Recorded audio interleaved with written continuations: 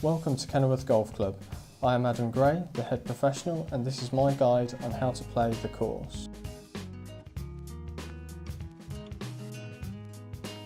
The first hole is a 475-yard par 4.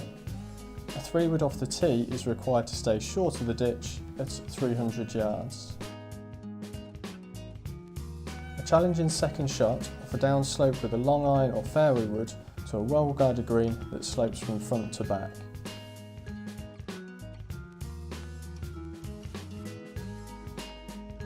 The second hole is a 206-yard par 3, a tough par 3, especially early on in the round.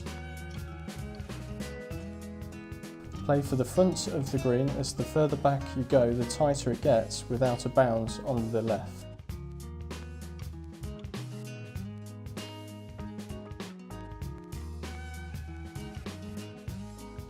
The third hole is a 386-yard par 4. An uphill tee shot plays into the prevailing wind. You can reach the top of the hill, which will give you a view of the green, which is well bunkered left and right, and with runoff areas to the sides and to the rear.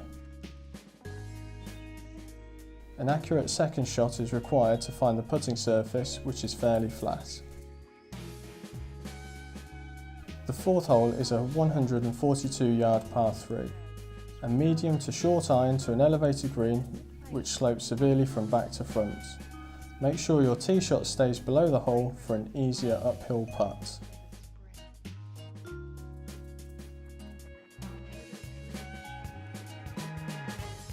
The fifth hole is a 443-yard par 4, a very testing par 4. A drive to the top of the hill of about 230 yards leaves you with a long downhill approach shot to a green with a tight entrance that runs from front to back.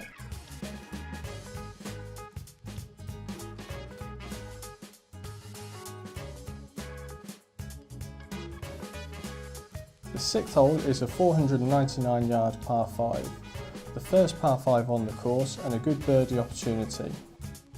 A drive up the left-hand side will give you a view of the elevated green. Any lay-up second shots need to avoid the bunker 60 yards short of the green.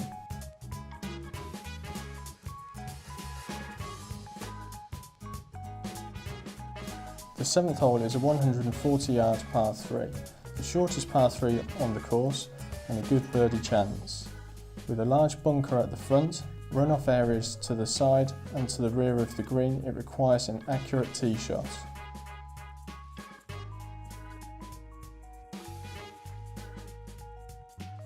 The eighth hole is a 500-yard par 5, another par 5 that is reachable for the longer hitters.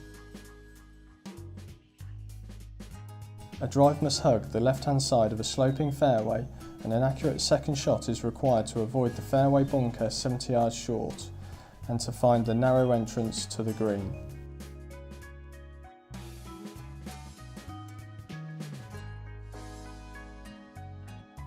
The ninth hole is a 379-yard par 4.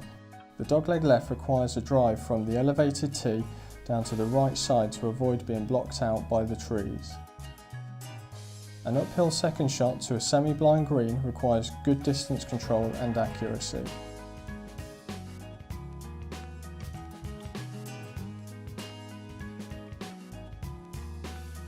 The 10th hole is a 191-yard par 3, a difficult par 3 to start the back 9.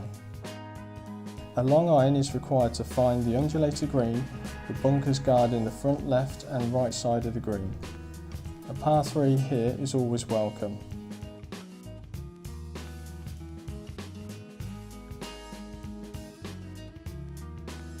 The 11th hole is a 313-yard par 4, a risk-reward hole. The big hitters can have a go at the green, but well-placed bunkers are ready to catch you out. A long iron off the tee leaves you with a short pitch to the green that runs from front to back. The 12th hole is a 519-yard par 5. A dogleg from left to right requires a drive up the left-hand side of the fairway to give you the best view and line to the green, which can be reached in two by the longer hitters. A deep bunker short right of the green must be avoided.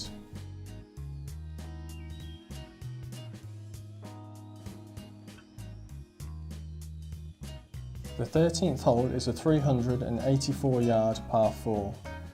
It's an uphill tee shot to a plateau fairway. Finding the fairway off the tee will leave you with a medium short iron to the green. It's a fairly straightforward green, but be wary of the back pin position.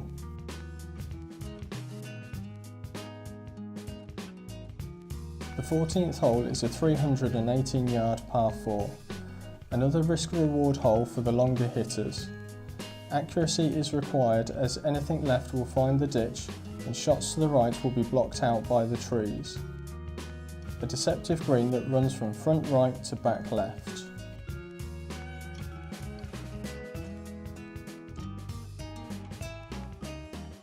The 15th hole is a 370-yard par 4. A tight driving hole on this dogleg right to left. Finding the fairway will leave you with a medium iron to a two-tiered green that's undulating and quick.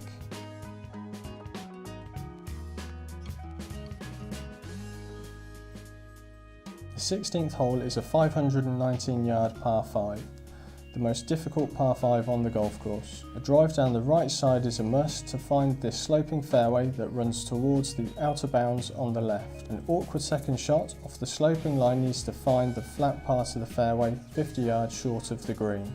A deep bunker short right and outer bounds directly behind the green requires accuracy with your third shot. The 17th hole is a 369-yard par 4, a dogleg right to left. A 3-wood off the tee, avoiding the out of bounds left or running through the fairway into the trees on the right.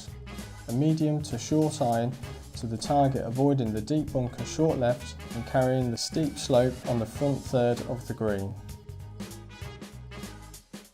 The 18th hole is a 155-yard par 3. A par 3 to finish, requiring a mid-iron to a two-tiered green. The bunker 35 yards short is deceptive, so club selection is important to find the target.